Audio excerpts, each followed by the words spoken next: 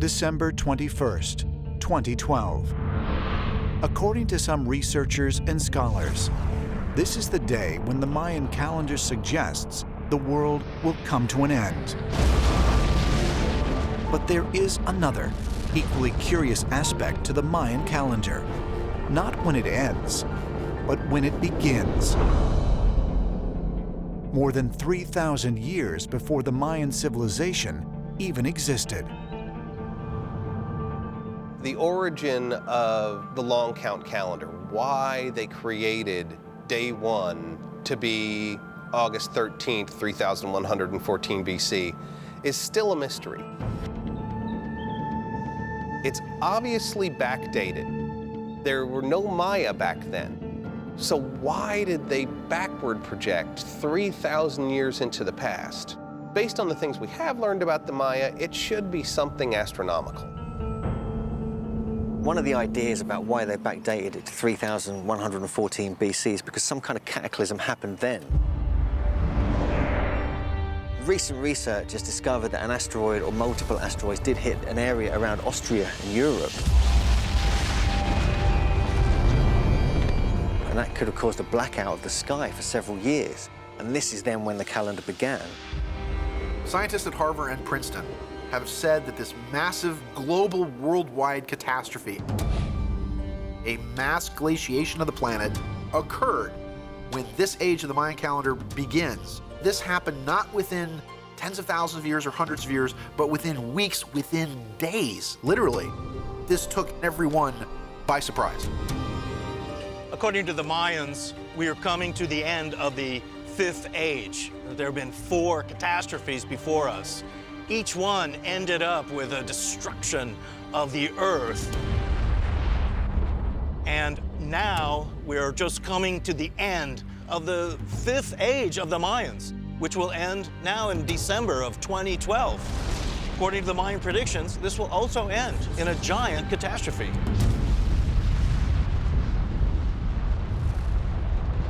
The Western view of time is very linear. When we think about life, we see it as this linear projection heading out into the future. For the Maya, they viewed life very cyclically. Is it possible the Mayan calendar ends on December 21, 2012, because they expected that the 5th age of man will end much in the same way as it began? Were they privy to some ancient knowledge that has been lost in time? And if so, can proof be found by examining similar doomsday predictions from other ancient cultures?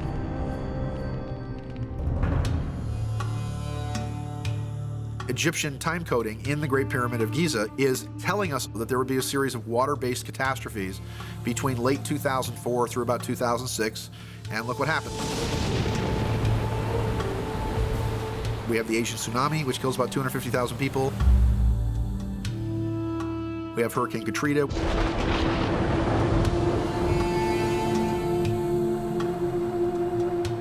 Then there's actually this trough called the River of Fire, which is warning us of some massive cosmic event, maybe a solar flare or what have you, that then washes humanity back into this pit.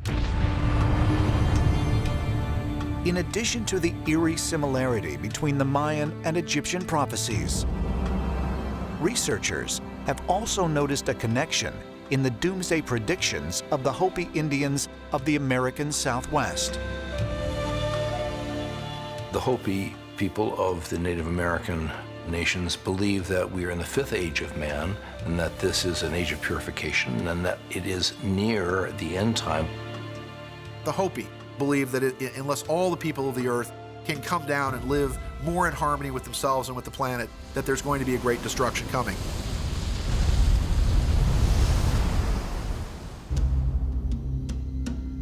In India, the ancient Buddhist and Hindu astronomical manuscript Surya Siddhanta predicts that mankind will soon reach the end of the Kali Yuga, the final age of man.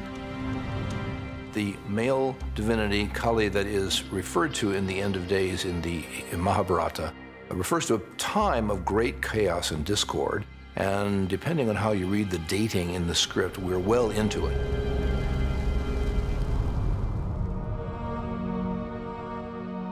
Even the Christian Bible predicts, in great detail, a horrific, fiery apocalypse. The Christian writers on the end of time focus on certain things, that the Jewish people will return to the Holy Land and reclaim it, which happened some years ago, that the nation thereby established would finally claim Jerusalem, which has happened some years ago, that there would be a great expansion of the territory until it was a very large nation. Finally, it is the claiming of the temple, which is on Temple Mount, which is holy in Islam, but it must be taken and restored to its original condition. It is that place that the Messiah will actually come to rule the earth before the end of days. The idea that we are living in end times, not necessarily the end of the world, but the end of a world, is quite global. It is one of the best-known stories of the Bible, and variations of this ancient tale can be found in cultures throughout the world. From ancient Hindu teachings and Mesopotamian legends to Mesoamerican myths, it is written that the gods sent a powerful flood to wipe out all of humanity. God is angry at human beings because human beings have not been behaving properly. They have been violating God's laws. Certainly the most famous of these is the legend of Noah. In Genesis, God becomes so disgusted with the behavior of his creation that he says he repenteth of making them. And he brings forth the deluge. In stories much older than the story of Noah, in the story of Gilgamesh, the Sumerian legend, the council of gods brought the flood. In Plato's writing, Zeus brought the flood. In Hinduism, God had instructed that one day the whole earth would be flooded. When that happens, you build a boat and you gather the people, some animals, and I will save you. The story of the Great Flood is often considered to be mythological. But similar stories of a cataclysmic flood can be found in approximately 1,200 different cultures around the world. And many anthropologists say that because these stories are so numerous and date back thousands of years, it is unlikely that they originated from a single source. When we find similar myths all over the world, like the myth of the flood, then we have to ask ourselves, are these things that human beings came up with independently? Because, let's say, there was a great flood in ancient history that has been memorialized in people's mythologies because it was such a cataclysmic event that people looked for a religious explanation for it. The fact that there are ancient stories that speak of the same flood, it almost leads into that direction that at some point, some cataclysm happened that not just affected one geographic area of the world, but the entire planet. If a cataclysmic flood really did occur, killing most life on the planet, what could have caused it? And is there any physical evidence to suggest that it actually happened? Scientists say answers to both questions may be buried deep beneath the sea. The Indian Ocean. According to the 5 scientists who make up the Holocene Impact Working Group, this area, 900 miles southeast of Madagascar, is where an enormous asteroid struck the Earth thousands of years ago. This impact may have been so large that it triggered enormous tsunamis that flooded inland areas across the region, an event the local inhabitants would have perceived as a great flood. Since so many ancient cultures have a flood story or a flood mythology, This is probably based in some sort of real event. And an asteroid landing in the ocean in the right place, triggering a tsunami, would then lead to one of these major floods. The Holocene Group says evidence for a catastrophic asteroid strike lies in what they believe is an 18-mile-wide crater on the floor of the Indian Ocean, just west of the island of Madagascar.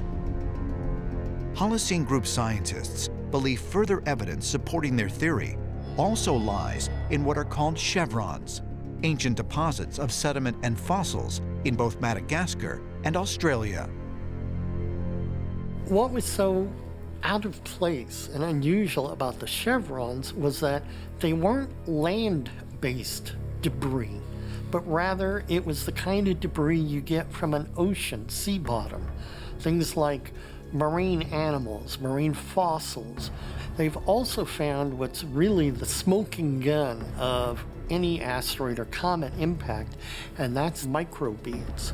The only way they're formed is by the extreme heat of an impact melting the rock being thrown into the air or water, and cooling into these nice little spheres.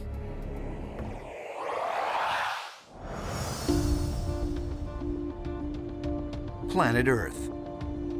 Although there are many theories about its age and origin, one fact is certain. Our planet is billions of years old, and mankind's existence on its surface is relatively recent and fragile.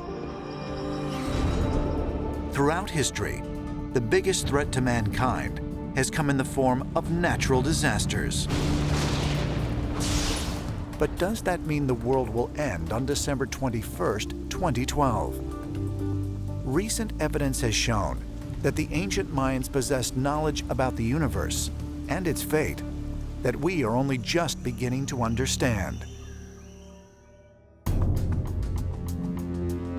According to the Mayans, the world has already ended 4 times before this coming cataclysm. It ended before in fire and in ice and in water. And this next cataclysm could be a combination of all that, or even something completely different. Not only did the Mayans know our place in the universe, but they also knew how old the universe was. Mayans put the date of the universe at 16.4 billion years. Modern science today puts it at about 14 and a half, maybe 15, and yet the better our technology gets, the more we begin to realize that the Mayans were correct.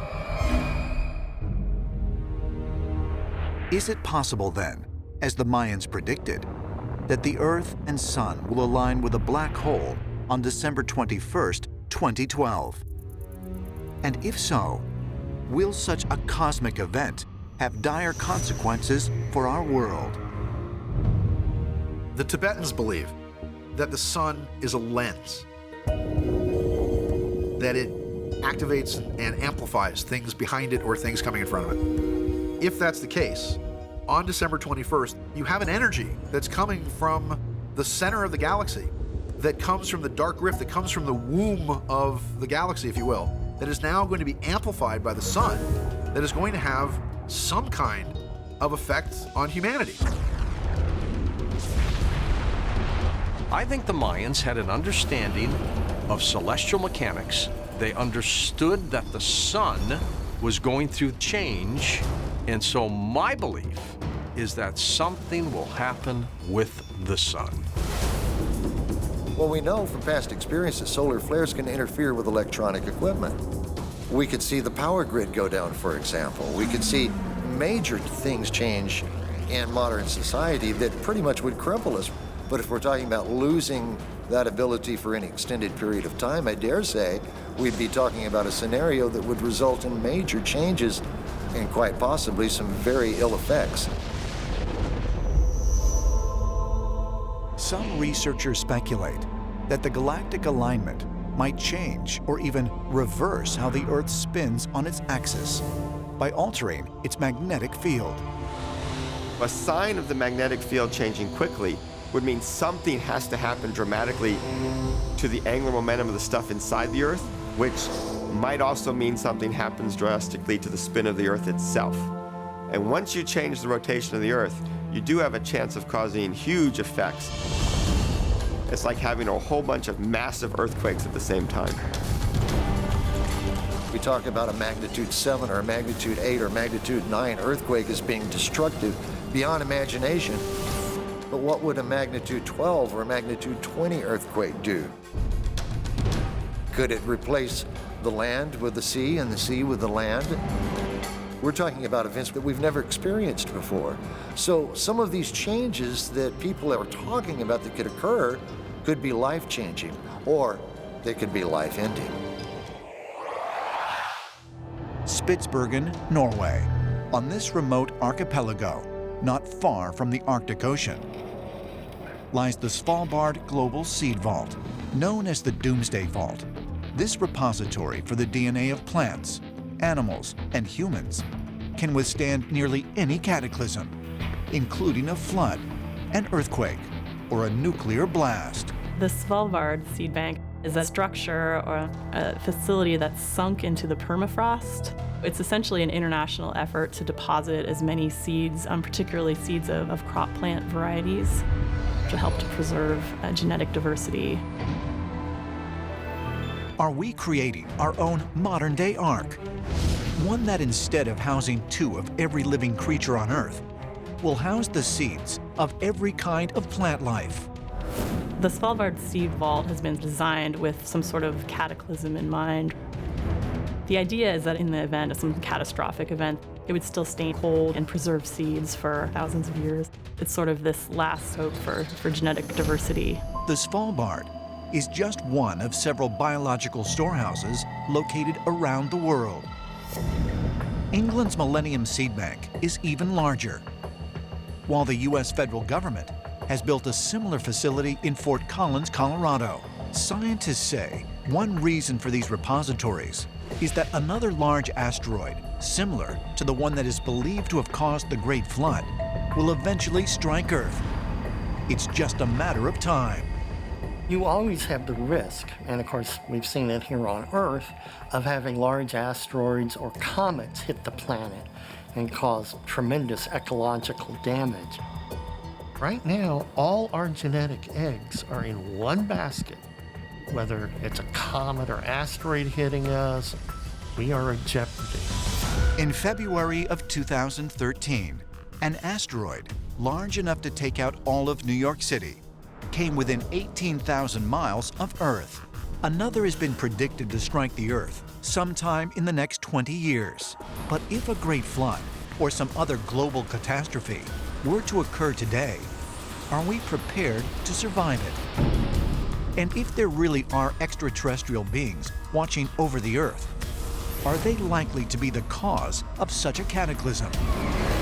Or will they simply be observers, sitting quietly by and letting nature take its course?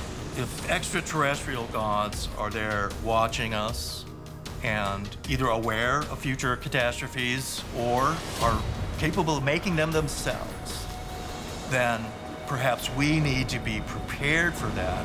We live in a precarious point where at any time we could go through another catastrophe. And you have to ask yourself if the extraterrestrials themselves may not create that.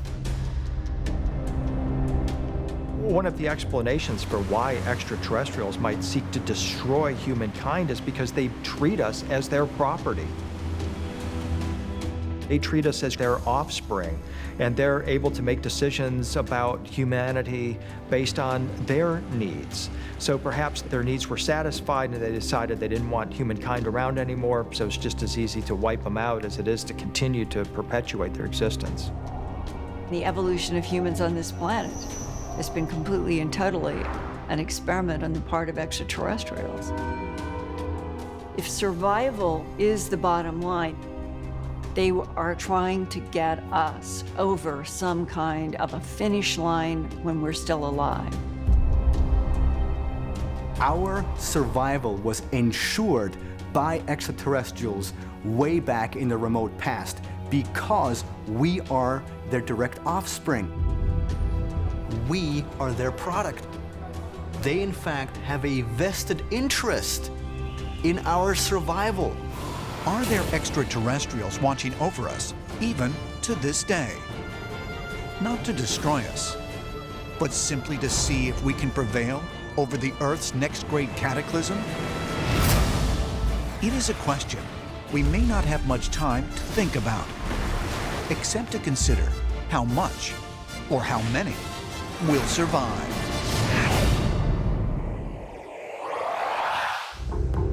Megiddo, Israel.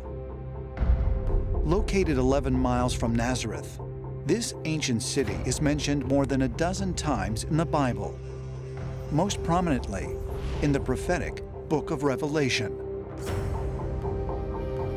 According to the religious text, it is outside this city on the so-called plains of Megiddo, where the forces of the Almighty God will wage a final battle against Satan and the forces of evil. The book of Revelation is certainly one of the most complicated books in the Bible, and it belongs to a separate set of material that's called apocalyptic.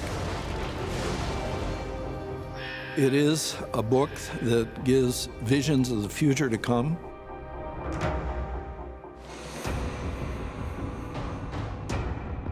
There's a battle that will take place in a valley in Israel called Megiddo, or Har Megiddo. Thus, Armageddon, we get the term. Satan himself will gather the armies of the world to Megiddo to fight Jesus Christ. Satan takes on a more physical appearance, uses various technologies to enslave more and more of mankind. Ultimately, he becomes a geopolitical force, basically, essentially a dictator of the entire world. The Book of Revelation further describes that this battle will be fought in heaven and on earth. Angels will descend from the sky. Demons will spread out across the land to destroy with fiery swords. And the Almighty God will rain destruction down upon earth. The Book of the Revelation is really a pretty terrifying document if we're to look at it and think that these things could happen literally. I mean, when you look at what's happening in the book, we have cataclysms on the earth, we have earthquakes, we have fire raining from the sky, we have angels doing battle in heaven. And then repeatedly we have Satan coming back. But could it be that this biblical prophecy isn't a doomsday prediction of cataclysm and war, but it has another, even more profound interpretation? The book of Revelation gives us some of the clearest depictions of what not a few moderns would call extraterrestrial activity. Think about it. We have supernatural beings flying through the cosmos, blowing trumpets, casting fire upon the earth. We have great conflict between light and darkness, good and evil. There's a cosmic dualism going on here that involves, in the end, the reassertion of divine authority over those wayward angels who had gone astray so long ago. Extraterrestrial combat? Could the Bible's Book of Revelation really be referring to a galactic war? One waged over the ultimate fate of mankind? If so, who or what is Satan? Is he a demon, the devil, the personification of evil? Or was he, in fact, a benevolent extraterrestrial being? One who stole technology from alien beings in an effort to lead early man out of darkness and ignorance? If so, then why did Satan become a force for evil? Does he seek to punish mankind for siding with our Creator against him? Perhaps he is testing us, using alien technology to modify human behavior in ways we have yet to understand. He's this idea of an adversary, this idea of a liar or a tester. combined with this concept of Lucifer, the fallen angel, combined with this leader of the Watchers, who also leads a rebellion. And I think that ultimately what we find is that Lucifer is a conflation, a character who is a composite of all of these different ideas and different characters. It's important for us to remember that Satan is part of the class of angels called seraphim. The seraphim were sent to earth as benefactors of humankind, bringing wisdom. The church has created this evil monster out of Satan, perhaps even out of thin air, when in reality, Satan's entire mission was about bringing knowledge and wisdom to humanity, and in fact, caring about humanity, not seeking to destroy humankind. In a sense, Satan's not such a bad guy. You cannot have the light without the dark. You can't have right without wrong. And we have to learn these things for ourselves.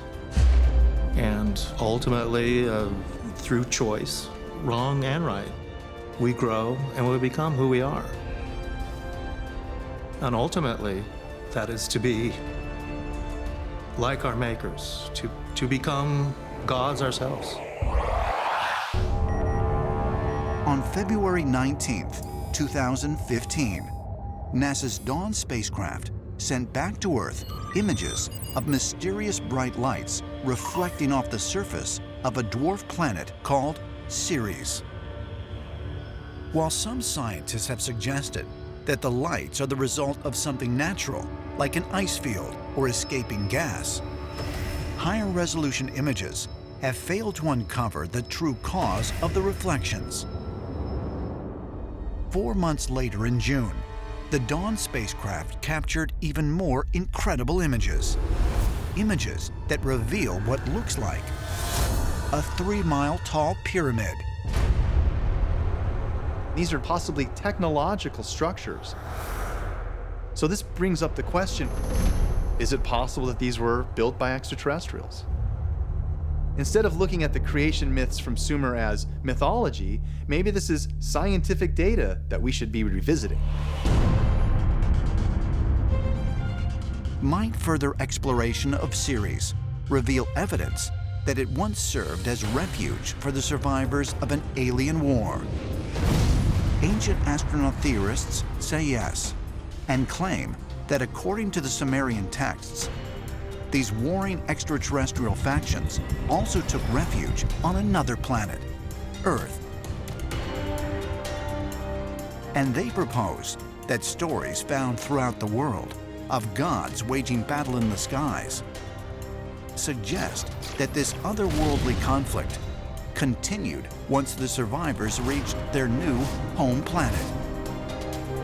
All over the world, we're seeing evidence of these ancient wars that took place. They took place in Greece, they took place in Norse mythology, all throughout Mesoamerican symbolism. And consistently, what we're seeing is some sort of battle for control over the Earth. When you look at many of these ancient tales, it would seem to be that the gods are warring amongst themselves over us. This lends to an intriguing possibility that we are the descendants of the winners, and that there are certain groups that are pushing for us and really rallying because, in fact, we are their direct descendants. They created us through some sort of genetic engineering. And then there's other factions that want to wipe us off the face of the Earth completely, and those wars may still be being fought right now.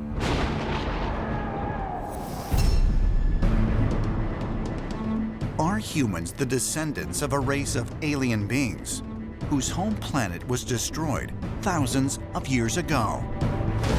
Might the ancient stories of warring gods really be accounts of separate extraterrestrial factions that were fighting for control of the Earth and may still be fighting for it today?